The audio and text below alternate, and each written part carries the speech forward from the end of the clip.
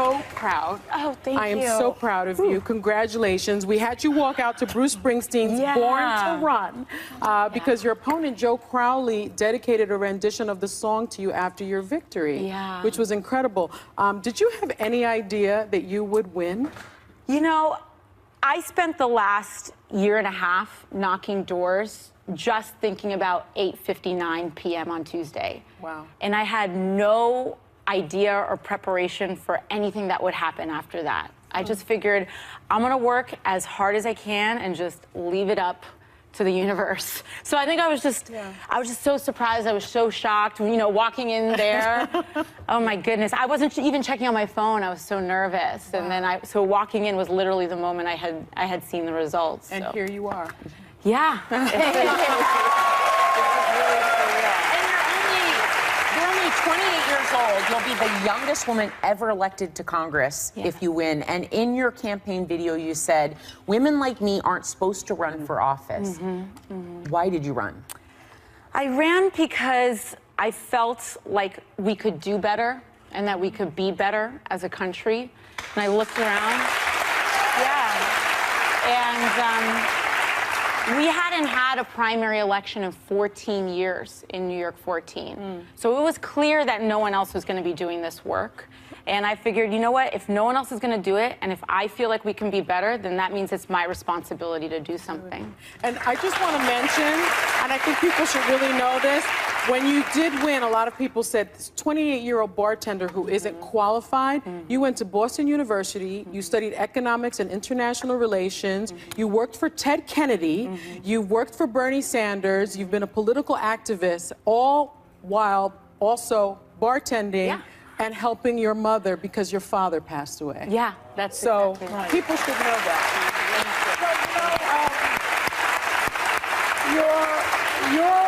Your win sent shockwaves basically through the Democratic Party. They did not expect it. No. They spent how much money did they spend on Crowley? A lot. I mean, it was definitely well over $3 million. And what did you spend? You know, for the lion's share of the race, the very end, there was a lot more small dollar donations coming in. But we had about 300,000 up until like those very end days, and then things really started surging. Okay, so there's quite a discrepancy in the amount of money that the Democratic Party put behind him. So do you think that that shows the Democratic Party at the moment does not get it?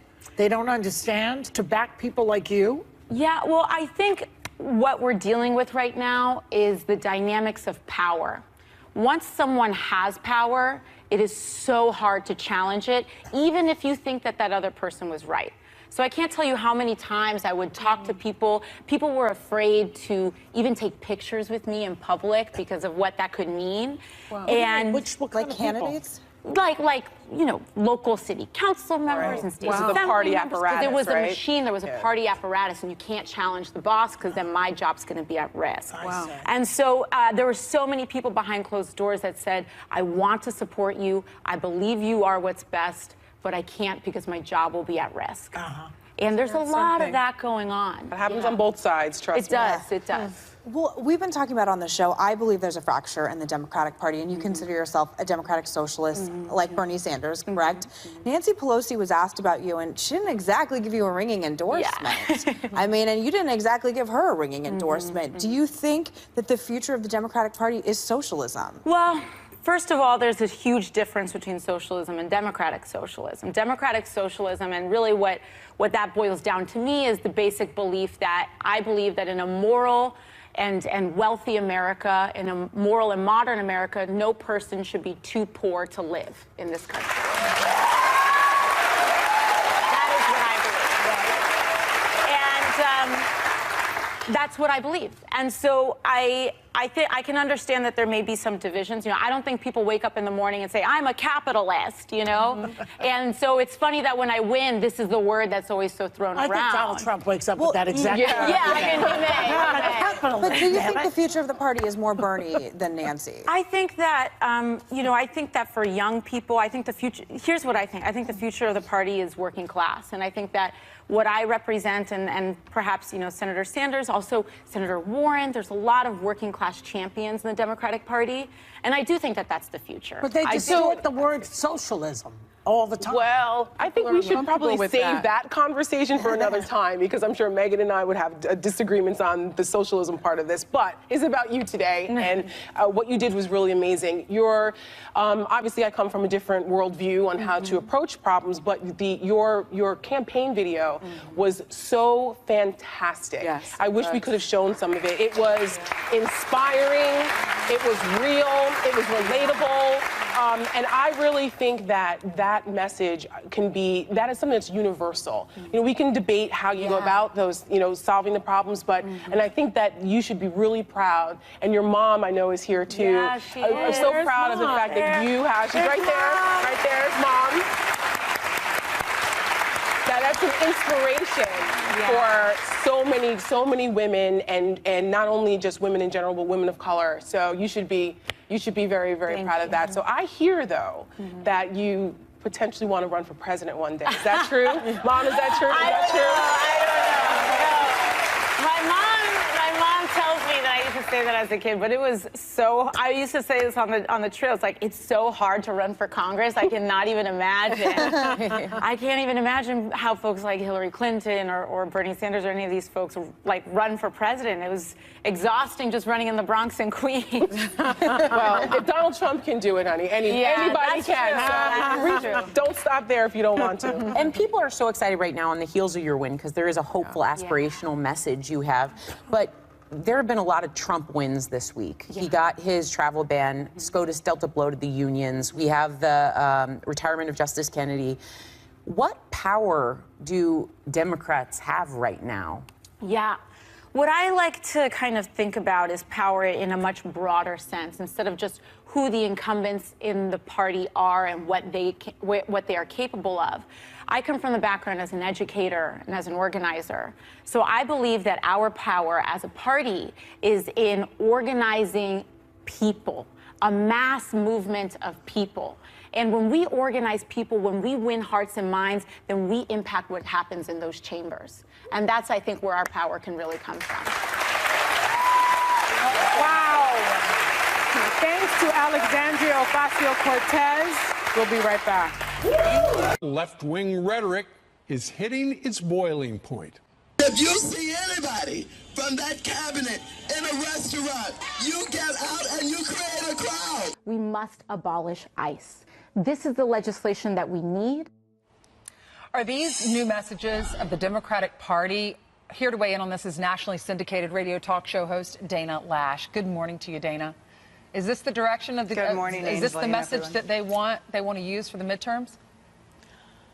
Apparently so, because they lack any sort of substantive policy proposals, and so now they have to default to this. This is what I find incredibly sad about the state of political discourse. And what really gets me is how the media narrative is that, well, this is brand new because it's Donald Trump, and this is Trump's America. Let's be real about this. We can go back all the way to the 60s to the Weatherman and Bill Ayers, who, let's not forget, was the gentleman, which I use that term, that's an abuse of that term, the guy who actually launched the former president's career in his living room. We can talk about Antifa, we can talk about Occupy, we can talk about Ferguson and Baltimore burning if we want to have a discussion on civility. But incivility is not the president being the first Republican of this high office to respond to it, and that's exactly what has happened with Donald Trump. Look, for so long, for more decades than any of us on this show have been alive, we have had our characters impugned, we have had our reputations assassinated by individuals on the far left who have no better way to respond to policy disputes than with violence, than with incendiary rhetoric, and everything that we're seeing now with Democrats. This is what they're doing when they realize that they're losing midterms. That blue wave that we hear so much about isn't a blue wave over Republicans. It's a blue wave within the Democrat Party, within the incendiary rhetoric of the very far socialist left, the Bernie bros, the whole the individual that you just showed, the girl who, the 28-year-old who won that primary, the full-on socialist,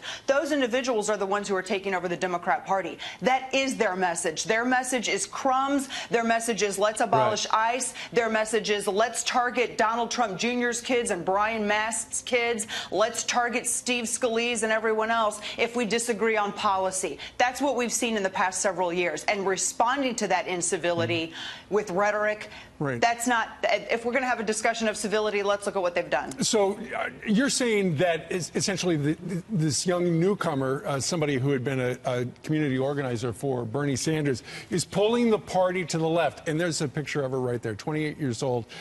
She has set off an earthquake here in New York City and also Washington, D.C. But then you've got Nancy Pelosi yesterday talking about how, nothing's really changed.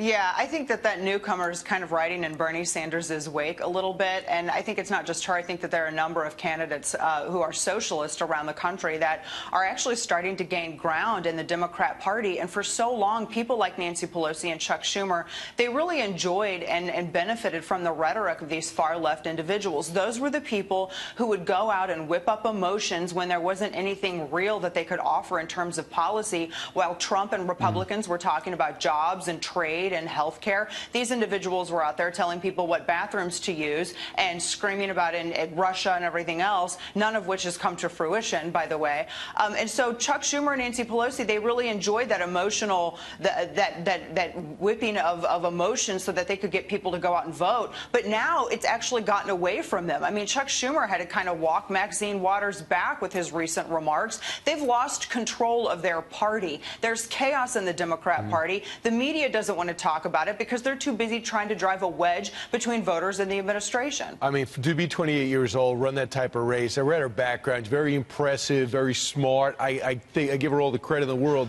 It kind of scares. Well, it's easy when the opponent doesn't show up. Well, I'm just talking about through her whole life, just by what I've read and what I've heard.